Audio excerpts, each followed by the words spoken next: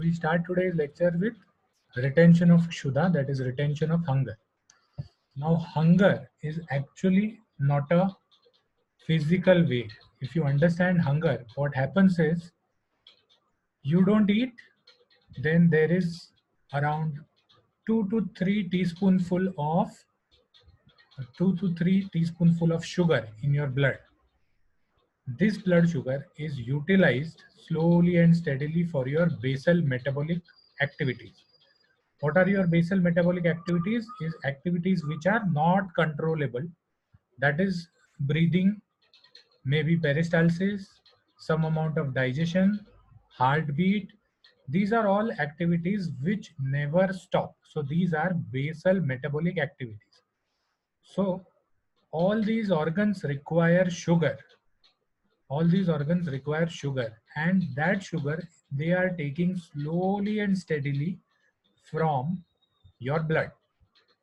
So what happens is blood of course tries to see to it that sugar is not always in excess in the blood, because if sugar is in excess in the blood, the heart muscle gets damaged, the kidney gets damaged, the eyes gets damaged, brain circulation is a problem, because excess of sugar will cause oxidation, excess of sugar will cause deposit of fat in all these organs, and therefore body tries to maintain sugar up to 2 to 3 teaspoonful in the blood.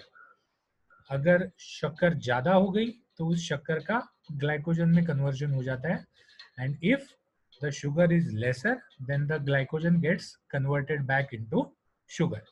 So this always goes. Okay. Then another macronutrient is water. There are three macronutrients: fat, sugar, and protein. These are macronutrients. Micronutrients are a hell lot of, like vitamins, minerals, essential trace minerals, trace elements. And there is one more macro element which is water, which we have already discussed in Trishna Veg. Okay, so Shuddha Veg mein, what happens is these macro elements are deficient because you are not eating, so you are not digesting. Because you are not digesting, so these macro elements are deficient, out of which the major part of deficiency comes in sugar. Now, sugar and fat are actually interconvertible because they are carbon, hydrogen, and oxygen. So they are interconvertible.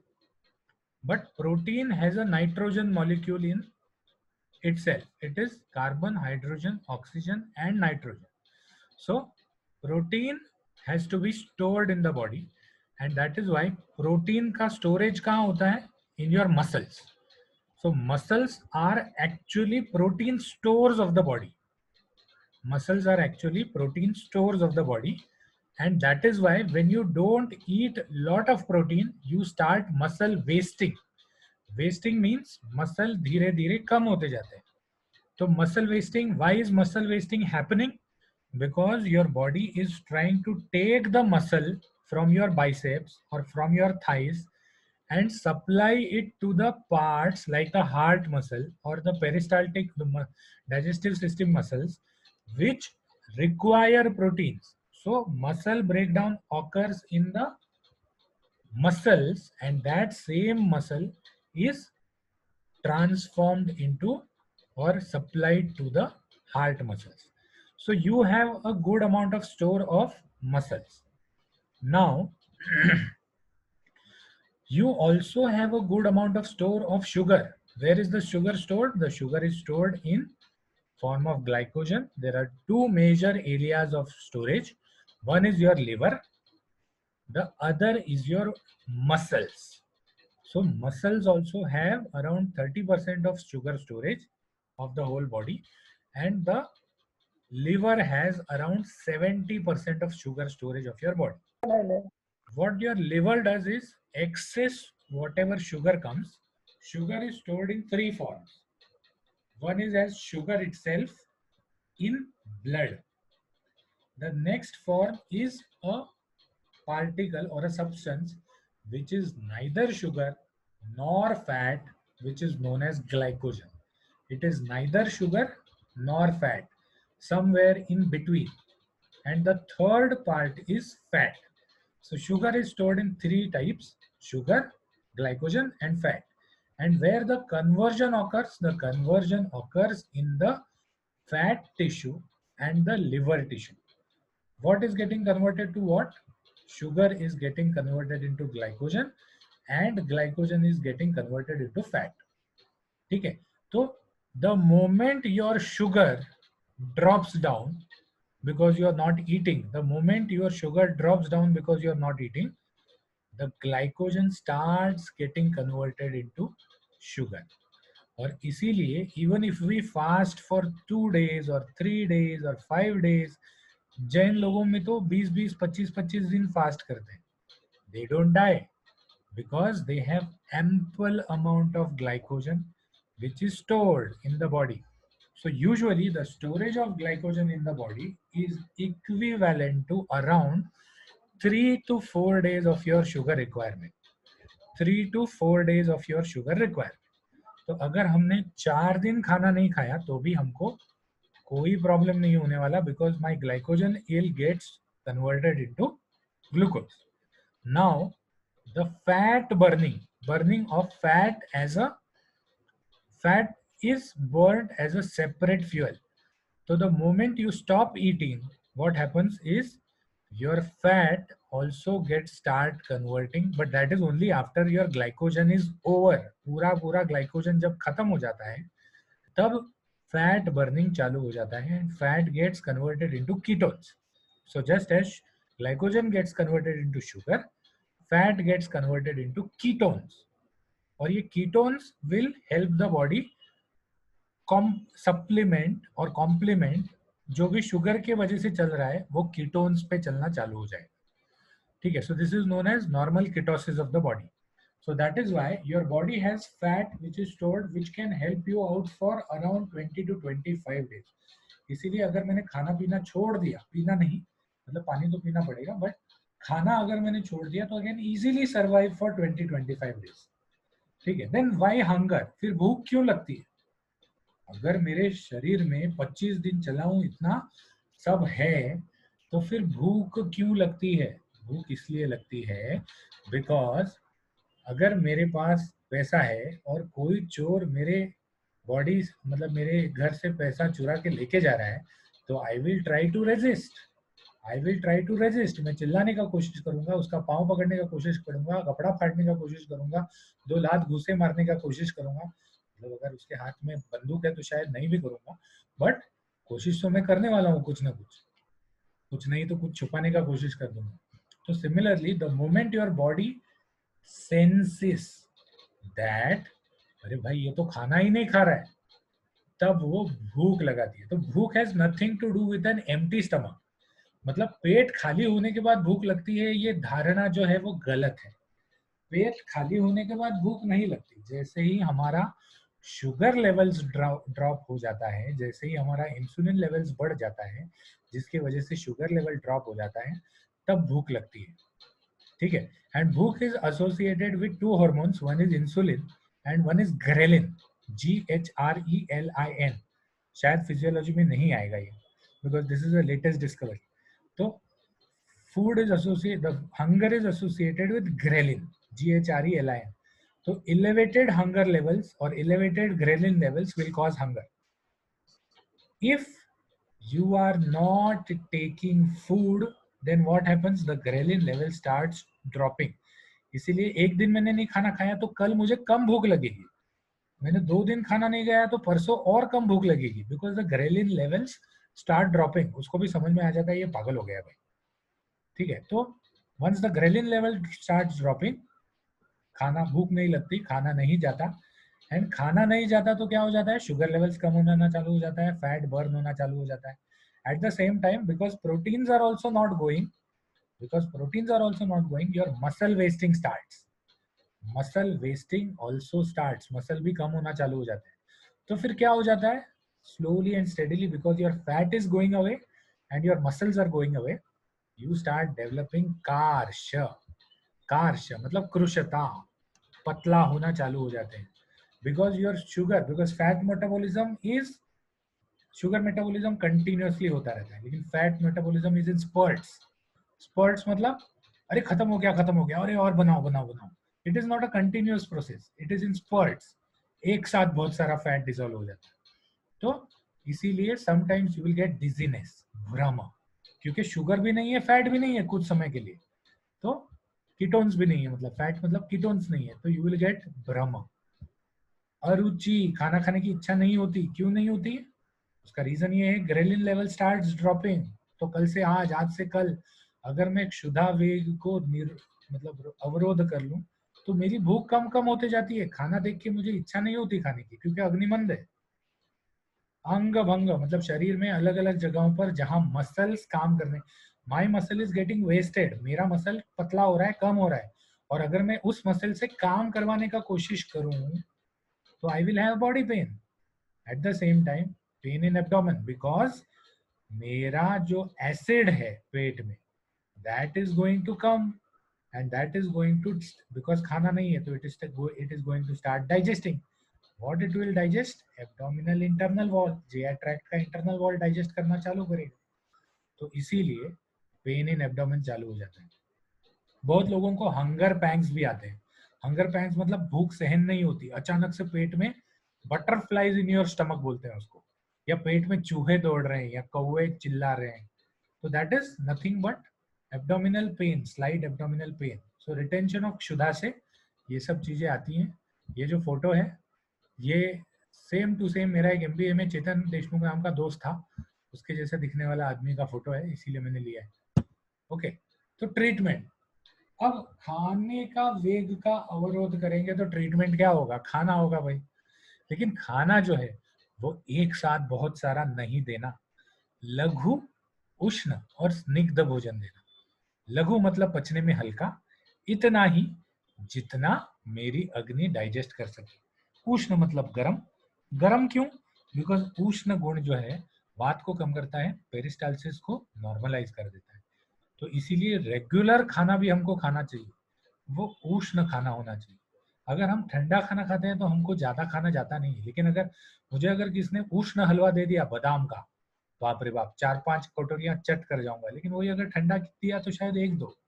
तो उष्ण रुचि भी बढ़ाता है, वात को भी कम करता है, पेरिस्टालसिस को ठीक कर देता है, एंजाइमेटिक एक्शन बढ़ा देता है. उसके बाद स्निग्ध. स्निग्ध क्यों? क्योंकि बहुत समय से कुछ खाना पीना नहीं है, एंजाइम्स नहीं आए हैं, तो रुक्षता आ जाती है वात बढ़ने की वजह से. इसीलिए स्निग्ध खाना देना चाहिए, ज्यादा करके घी का यूज करना चाहिए. और अल्प आहार. अल्प आहार का मतलब एक टाइम पे बहुत सारा नहीं देना चाहिए. दिन में 6 रोटी खानी है, खाओ. 6 कटोरी हलवा खाना है, खाओ.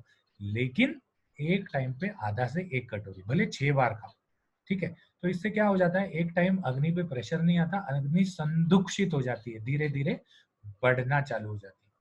यहाँ मैंने अच्छी तरह से मूंग की दाल का एक घर पे बनाया हुआ हलवा लगाया है. तो that is how you should eat. Moong is लघु, मूंग इज लघु. ओके, तो उसके बाद चलते हैं निद्रा. बाप रे, निद्रा का रिटेंशन. निद्रा का रिटेंशन मतलब क्या है? निद्रा ये भी वेग है, हमने पहले डिस्कस किया था. निद्रा ये भी वेग है. तो निद्रा के रिटेंशन से क्या क्या लक्षण आते हैं? मोह, शिरोगौरव. मोह मतलब शरीर में एक अजीब सा फीलिंग आने लग जाता है. शिरोगौरव, शिरोगौरव मतलब सर भारी हो जाता है, ठीक है. अक्षी गौरव, आंखें भारी हो जाती है, झपकियां आने लगती है. आलस्य, आलस्य मतलब कोई चीज करने की इच्छा नहीं होती, लेजीनेस आता है. जृंभा, इसको ज्यादा ये करने का जरूरत ही नहीं है. अगर किसी ने एग्जाम दिए हैं तो निद्रा वेग का रिटेंशन से होने वाला हर चीज का उन्होंने अनुभव किया है. तो जृंभा, हर 5 मिनट के बाद जृंभा आना चालू हो जाती है, ठीक है. अंग मर्द, बॉडी पेन आना चालू हो जाता है, ठीक है. तो निद्रा के रिटेंशन से, एंड दिस इज वाई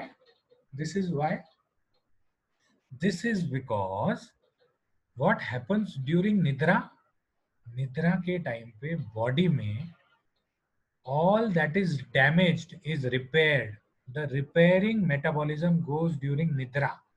तो जब आप निद्रा में रिपेयर नहीं करोगे, निद्रा लोगे नहीं, तब बॉडी पेन, लेजीनेस, मोह, heaviness of the eyes and the headache is going to happen. मुझे पता है लोगों को मिस्टर बीन पसंद है, लेकिन इतना भी उंगली मत डालो। तो this is what happens when निद्रा रिटेंशन हैपेंस। तो चलो अभी निद्रा रिटेंशन का what is the treatment for निद्रा रिटेंशन? सिंपल, निद्रा रिटेंशन का ट्रीटमेंट है सुख निद्रा। सुख निद्रा, सुख निद्रा मतलब अच्छी जगह पर सोना। कहाँ सोना है? अच्छी जगह पर सोना है, ठंडे जगह पर सोना है। निद्रा का अगर आपको याद है तो जब हमने लंघन ब्रूहिणी अध्याय किया था तो उसमें निद्रा का वर्णन आया था कि निद्रा कैसी होनी चाहिए, कहाँ लेनी चाहिए, कब लेनी चाहिए, तो गद्दा कैसे होना चाहिए, अंग पे वस्त्र कैसे होने चाहिए, खाना कैसे खाना चाहिए उसके पहले। उसके बाद संवाहन, संवाहन मतलब सर मसाज कर दो ना, मुझे नींद नहीं आ रही, सर पे थोड़ा सा तेल मल दो ना, या बदन को थोड़ा सा हल्का सा मसाज कर दो ना। तो संवाहन करने से क्या हो जाता है? निद्रा आना चालू हो जाती है, सर्कुलेशन इंक्रीजेस, सर्कुलेशन इंक्रीजेस और निद्रा आना चालू हो जाती है। ठीक है, तो this is treatment of retention, treatment of retention of निद्रा। देखो शुरुआत की चीजों के बहुत सारे ये थे, क्या थे, बहुत सब बड़े बड़े ट्रीटमेंट थे, लेकिन क्षुधा, तृष्णा, निद्रा, इसके बहुत कम ट्रीटमेंट्स है। ओके, अब हम चलते हैं रिटेंशन ऑफ कास। तो सबसे पहले कास होता क्यों है ये समझने का जरूरत है। यहाँ पर देखिए, ये नीचे एक एक minute, I will start with spotlight. तो यहाँ देखेंगे तो this is your stomach, this is the diaphragm. तो व्हेन डायफ्राम नीचे खींचा जाता है, नीचे की तरफ खींचा जाता है, तो ये जो डायफ्राम है ये निगेटिव प्रेशर बनाता है यहाँ पर, और नाक से हवा अंदर आ जाती है। ये जो है ये फेरिंग्स है, this is lower part of the pharynx, this is the bronchus, this is the bronchioles, यहाँ पर जो है वो। तो जब कास आता है तो what happens is the lungs and the diaphragm contract, contract, contract होता है तो क्या होता है, यहाँ पर पॉजिटिव प्रेशर आता है और यहाँ से हवा बाहर निकल के मुंह की तरफ से आ जाती है बाहर। अब मुंह की तरफ से बाहर क्यों आती है, नाक की तरफ से क्यों नहीं आती? उसका रीजन ये है कि ये जो हवा है दैट कम्स इन बल्क, बहुत जोर से और बहुत मात्रा में आती है, तो नाक की तरफ से आएगी तो बहुत छोटा सा जगह मिलेगा, मुंह की तरफ से आएगी तो जगह बड़ा हो जाता है। तो इसीलिए and the contraction is up to here, यहां तक कॉन्ट्रैक्शन होता है, lower portion of the pharynx, सिर्फ ओरोफेरिंग्स तक कॉन्ट्रैक्शन होने की वजह से यहाँ पर एक्सपांशन हो जाता है ऑटोमेटिकली। तो कास वेग आने, और व्हाट इज कास वेग? कास वेग is firstly a sign of first level of immune response. ठीक है, आज से अभी जैसे ही कोरोना आया तब से हमारा खांसी पे ज्यादा ध्यान गया है, लेकिन यू सी दैट 1 घंटा या 2 घंटा खुद को ऑब्जर्व करो, 2 घंटे में हम 1 से 3 बार खांसते हैं और हमको पता भी नहीं चलता, हमको पता भी नहीं चलता कि हम 1 से 3 बार खांसते हैं, भले वो वाला खांसी हो या वाला खांसी हो या वाला खांसी हो, तो कोई भी खांसी हो हम 1 से 3 घंटे में 1 से 3 बार खांसते हैं। तो रिटेंशन ऑफ कास, कास is our first line of immune response. जो हम सांस लेते हैं तो सांस लेते वक्त जो भी चीजें जो हमारे लंग्स में नहीं जानी चाहिए, जो हमारे लंग्स में नहीं जानी चाहिए, उसको फिल्टर आउट करने का काम होता है। कहाँ फिल्टर आउट होती है वो? One is your sinus. Sinuses are always small area, small tubes with moist mucus युक्त अंदर की श्लेष्मल त्वचा। तो साइनस में फिल्टर हो जाती है जो भी उस हवा में चिपकने वाले, सॉरी हवा में फैले हुए चीजें हैं, वो उस मॉइस्चर पे चिपक जाते हैं।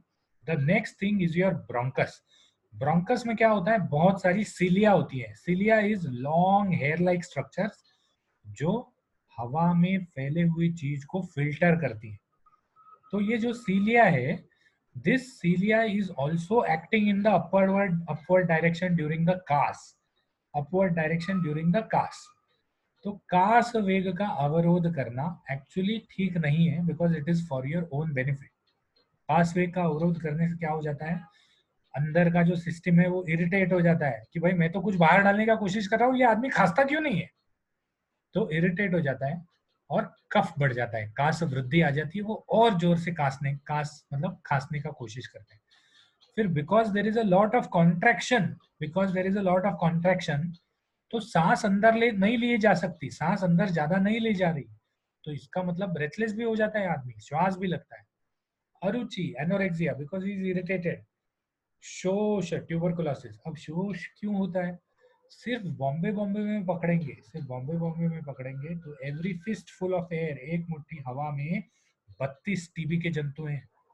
कलोल में शायद कम होंगे, लेकिन बंबई में एक मुट्ठी हवा के अंदर 32 टीबी के जंतु हैं। तो अगर 32 टीबी के जंतु हैं तो सबको ट्यूबरकुलोसिस क्यों नहीं हो रहा, उसका रीजन ये है कि आपका जो इम्यून रिस्पॉन्स है वो इतना स्ट्रांग है कि it tries to throw out, या आपके WBC try to eat them up. तो अगर समझो ज्यादा देर तक वो ट्यूबरकुलोसिस वाले जंतु अंदर रह गए और डब्ल्यूबीसी उतनी मात्रा में उनको खा नहीं पाए, तो क्या हो जाता है, वो इन्फेक्शन कर लेते हैं। तो इसीलिए शोष, हिक्का, क्योंकि कास की ऊपर की तरफ वृद्धि है, कास की ऊपर की तरफ वृद्धि है और हमने रोक लिया, तो फिर हिक्का, हिक्का हम रोक नहीं सकते, कास को हम जरूर रोक सकते हैं लेकिन हिक्का हम रोक नहीं सकते।